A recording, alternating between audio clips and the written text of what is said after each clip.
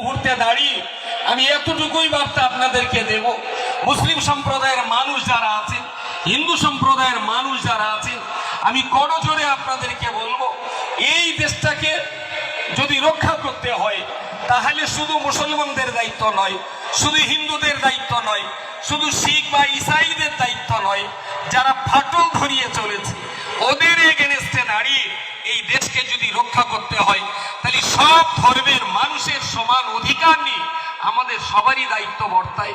সুতরাং আমরা হাতে হাত রেখে বুকে বুক রেখে এই ঐক্যের বার্তা নিয়ে গোটা দেশ ব্যাপী যদি আমরা এই বার্তা ছড়িয়ে দিতে পারি, যারা বিভাজন ঘটাচ্ছে একদিন তারাই ভারতবর্ষ থেকে বিচ্ছিন্ন হয়ে যাবে, এই শপথ নিয়ে আমাদের এই লড়াইতে এগিয়ে যেতে হবে।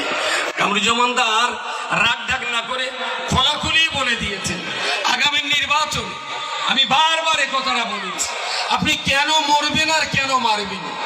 আপনি মরতেই বা যাবেন কেন? আপনি মারতেই বা যাবেন কেন?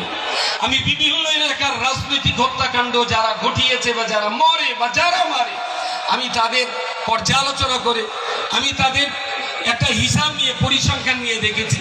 যারা মারছে এরাও কেউ মাধ্যমিকের উপরে নয়, যারা মরছেন তারাও কেউ মাধ্যমিকের উপরে নয়।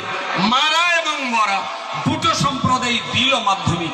সুতরাং আমার মনে হয়েছে যদি যতদিন পর্যন্ত আমরা ভারতবর্ষের এই সোনার বাংলার প্রত্যেকটা মানুষের জন্য আমরা উচ্চ মাধ্যমিক পর্যন্ত শিক্ষা বাধ্যতামূলক না করতে পারবো,